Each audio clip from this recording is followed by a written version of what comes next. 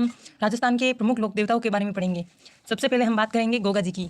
गोगा जी का नाम राजस्थान के 5 पीरों में बड़ी श्रद्धा से लिया जाता है। पापू, हड़बू, रामदेव, मांगलिया, मेहा, 5 पीर पधारजो गोगा जी जेहाँ। मतलब पाबू जी, हड़बू जी, रामदेव जी, मेहा जी और जो गोगा जी है उनका नाम 5 पीरों में गिना जाता है। जो गोगा जी थे इनकी माता का नाम बाछल दे था और पिता का नाम जेवर सिंह जी था। इन्हें गोरखनाथ व महमूद गजनवी के समकालीन माना जाता है। गोगा जी का अपने मौसेरे भाइयों अर्जुन और सूरजन के साथ साथ संपत्ति का विवाद चल रहा था। अर्जुन और सूरजन द्वारा मुसलमानों की फौज लाकर गोगा जी की गायों को घेर लेने के कारण इनका गोगा जी के साथ भीषण युद्ध हुआ, जिसमें अर्जुन सूरजन सहित गोगा जी भी वीर गति को प्राप्त हो गए। गोगा जी का जन्म तदेरवा शीर्षमेड़ी चूरू में हुआ है तथा इनका समाधि स्थल दूरमेड़ी है। गोगा जी की स्मृति में गोगा मेड़ी हनुमानगढ़ एवं समस्त राजस्थान में भाद्रपद कृष्ण नवमी को गोगा नवमी के रूप में मनाई जाती है। इस दिन गोगा जी की अश्वारोही भाला लिए योद्धा के प्रतीक के रूप में अथवा सर्प के प्रतीक के रूप में पूजा की जाती है। इनका पत्थर पर उत्कीर्ण सर्प मूर्ति युक्त पूजा स्थल प्रायः गांवों में खेजड़ी के वृक्ष के नीचे होता है। मान्यता है कि गोगा जी को जाहिर पीर कहकर पुकारने से जो सांप के डसने का प्रभाव होता है वो विषहीन हो जाता है। हिंदू इनको जो है नागराज कह के पुकारते, तो वहीं मुस्लिम इनको गोगा पीर के नाम से पुकारते हैं। नेक्स्ट बात करते हैं हम वीर तेजा जी की। तो तेजा जी है उनका जन्म नागौर के खड़नाल में हुआ। इनकी माता का नाम राम कुंवरी और पिता का नाम ताहर जी था। इनका जो जन्म है, जन्म तारीख, जन्म डेट बोल सकते हो, माघ शुक्ल चतुर्दशी को 1073 में हुआ। जब तेजा जी अपनी पत्नी पेमल को लेने ससुराल पनेर गए तब उसी दिन मेर जाति के लोग होते थे वो लाचा गुजरी की गायें चुरा के भाग गए। जब लाचा गुजरी ने उनसे प्रार्थना की कि वे गायों को मुक्त करा के लाएं तो वे जा रहे थे गायों को मुक्त कराने। रास्ते में सुरसरा नामक स्थान पर उन्हें एक सर्प मिला जो आग में जल रहा था। तो तेजा जी ने उदय देखकर उनको बाहर निकाला, नागराज को बाहर निकाला। तो जो नाग था वो क्रोधित हो गया कि मुझे बाहर क्यों निकाला। उस नाग का नाम वासक था, आपको पता होगा। तो उसने बोला मुझे बाहर क्यों निकाला, मैं तो अपनी ज़िंदगी से तंग आ गया, इसीलिए मैं इसके अंदर पड़ा था और तूने मुझे बाहर निकाल के बहुत दुख दिया है, अब मैं तुझे डसूंगा। तो तेजा जी ने कहा कि अभी मत डस, मैं पहले गायें चुरा के लाता हूँ। तो तेजा जी ने कहा कि मैं अभी जाता हूँ, गायें छुड़ा के लाता हूँ, फिर वापस आऊँगा, गया है वो पूरा करने दो, मुझे गायों को छुड़ा कर लाने दो, फिर मैं वापस आऊँगा, तब डस लेना। फिर तेजा जी गायों को छुड़ाने चले गए। भीषण संघर्ष के बाद तेजा जी ने गायें मुक्त कराने में सफलता प्राप्त की, परंतु अत्यधिक घायल होने पर वे वचन के अनुसार वापस आ गए। पूरे शरीर पर घाव होने के कारण सांप ने कहा कि मैं तो आपको डसूंगा ही नहीं, क्योंकि आपके पूरे शरीर पर घावों के निशान है। तो तेजा जी ने अपना वचन निभाते हुए कहा कि अपनी जीभ आगे की, और जब तेजा जी गायों को लेकर वापस आए तब उनके शरीर पर बहुत सारे घाव थे। उन घावों को देखकर सांप ने मना कर दिया डसने के लिए, कहा कि आपके शरीर पर तो बहुत सारे घाव है, मैं अब कहाँ डसूंगा। तो तेजा जी वचन के पक्के थे, उन्होंने अपनी जीवा आगे की, मतलब जीभ आगे की और कहा अब डस लो। तो सांप ने उनकी जीवा पर उनकी जीवा पर काट लिया और सांप के डसने के कारण उनकी सुरसरा किशनगढ़ जो कि अजमेर में है वहाँ उनकी मृत्यु हो गई। कब हुई? भाद्रपद शुक्ल दशमी को। तेजा दशमी भाद्रपद शुक्ल दशमी के अवसर पर पंचमी से पूर्णिमा तक परबत नागौर में विशाल पशु मेला लगता है। तेजा जी भी गोगा जी की तरह नागों के देवता के रूप में पूजनीय है। तेजा जी को तलवार धारण किए घोड़े पर सवार योद्धा के रूप में दर्शाया जाता है। उनकी जीवा को सर्प डस रहा है। मान्यता है कि यदि सर्प दंशित व्यक्ति उनके दाएं पैर में तेजा जी की तांत डोरी बांध दी जाए तो उसे विष नहीं चढ़ता। मतलब कि जो तेजा जी के नाम की वो डोरी बांध देता है अपने, तो उसको अगर नाग ने डस रखा है तो उसका प्रभाव जो है वो खत्म हो जाता है, विष का जो प्रभाव होता है। तो नेक्स्ट बात करते हैं हम रामदेव जी की। रामदेव जी को कौन नहीं जानता, रामदेव जी को तो बच्चा बच्चा जानता है।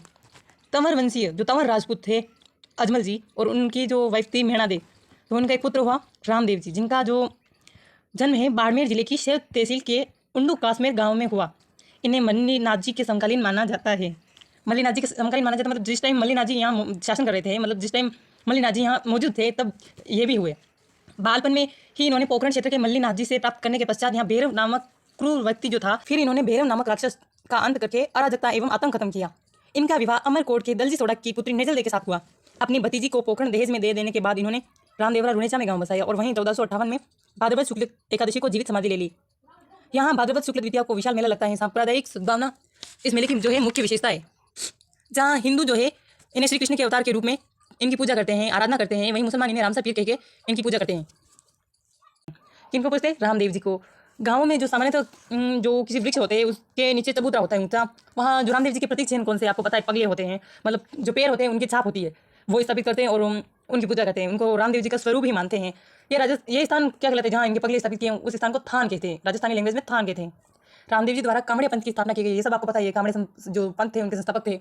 इस पंथ के अनुयायियों द्वारा रामदेव जी के मेले में 13 ताली नृत्य किया जाता है। अब क्वेश्चन ये कि यहाँ से बनता है कि जो 13 ताली नृत्य है, जो उसकी प्रस्तुति कौन देता है, कौन से पंथ के लोग देते हैं? कांवड़िया संप्रदाय के जो लोग हैं इस नृत्य की प्रस्तुति देते हैं। 13 ताली नृत्यों में क्या होता है, 13 मंजीरे हाथ और पाँव पर बांधकर डांस किया जाता है।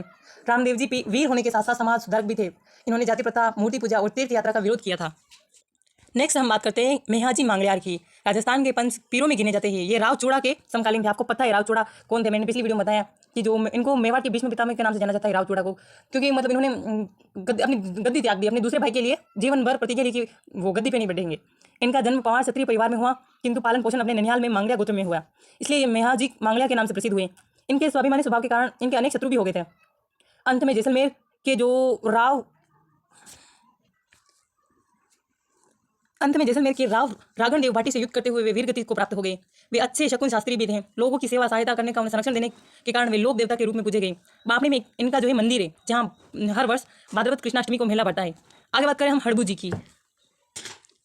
हड़बू जी बुंदेल नागौर के महाराज सांकला के पुत्र और राव जोधा 1438 से 89 के समकालीन थे। अपने पिता की मृत्यु के पश्चात वे बुंदेल छोड़कर हर बमजाल में आकर रहने लगे। यहाँ रामदेव जी की प्रेरणा से इन्होंने अस्त्र शस्त्र त्याग कर उनके गुरु बालीनाथ से दीक्षा ली। लोक मान्यता है कि जो राव जोधा है जो राव जोधा है को मेवाड़ के अधिकार से मंडोर को मुक्त कराने के प्रयासों के दौरान इन्होंने आशीष के साथ एक कटार भी दी। इस सहायता से आशीर्वाद से जब भूभाग जोधा के अधीन आ गया तो जोधा ने इन्हें बेंगटी गांव है वो प्रदान कर दिया। किनको? हरबू जी को बहुत बड़ा शकुन शास्त्री, वचनशील, चमत्कारी पुरुष माना जाता है। इनका जो प्रमुख स्थान बेंगटी फलोदी में है। फलोदी आपको पता है जोधपुर में है। मनोतीपूर्ण होने पर श्रद्धालु यहाँ इनके मंदिर में स्थापित हरबू जी की गाड़ी की पूजा करने। बात करते हैं हम पाबू जी की। पाबू जी का जन्म धांधल जी राठौड़ के यहाँ हुआ। कहाँ हुआ? कोलूमंड कहाँ है? जोधपुर में। और कब हुआ? 1239 ईस्वी को। इतिहासकार मूर्णोत नैणसी, महाकवि मोरजी आशिया तथा लोगों में प्रचलित मान्यता के अनुसार पाबू जी का जन्म वर्तमान बाड़मेर से 8 कोस आगे खाई खाबड़ के जूना ग्राम में अप्सरा के गर्भ से हुआ। आपको पता है जो पाबू जी राठौड़ है उनका जन्म एक अप्सरा के गर्भ से हुआ है। अप्सरा आप जानते हो इंद्रलोक में अप्सराएं होती है, स्वर्ग की अप्सराएं होती है। पाबू जी का विवाह अमरकोल के सूरजमल सोडा की पुत्री सोडी के साथ हुआ। और इनका एक नाम और भी है, सुपियार दे भी कहते हैं। इनकी जो पत्नी थी उनका एक नाम और है सुपियार दे। जब इनका विवाह चल रहा था, ये फेरे खा रहे थे, तब इनके जो प्रतिद्वंदी जो दुश्मन बहनोई थे, इनके बहनोई इनके दुश्मन थे। जाहिल का नागौर में जाहिल नरेश नागौर के जो जिंदरा खींची थे इनके बहनोई ने अपने पूर्व के जो वेर था उनके बीच में पहले की कोई लड़ाई थी। इसके कारण उन्होंने देवल जो चारणी थी उनकी गायों को घेर लिया। देवल ने पाबू जी से गायों छुड़ाने की प्रार्थना की। 3 फेरे लेने के पश्चात चौथे फेरे से पूर्व ही वे देवल चारणी की गायों को केसर काल में घोड़ी पर सवार होकर गायों की रक्षा के लिए निकल गए। कड़े संघर्ष में 1274 ईस्वी में पाबू जी अनेक साथियों सहित वीर गति प्राप्त हो गए।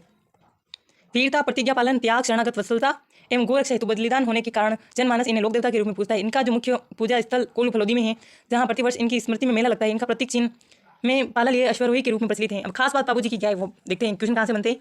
जो पाबू जी है उनको ऊँटों के देवता के रूप में पूजा जाता है। मारवाड़ में अगर सबसे प्रथम ऊँट लाने का श्रेय जाता है तो वो पाबू जी को ही जाता है। ऊँटों के स्वस्थ होने पर भोपियों द्वारा पाबू जी की फड़ गाई जाती है। ग्रामीण जनमानस इन्हें लक्ष्मण जी का अवतार मानते हैं। लक्ष्मण जी को आपको बताए जो रामायण में हुए वो लक्ष्मण जी। और लक्ष्मण जी किसका अवतार है? शेषनाग। जो विष्णु भगवान शेष शैया पर सोते हैं उनको ही लक्ष्मण का अवतार माना जाता है। और लक्ष्मण का अवतार पाबू जी को माना जाता है।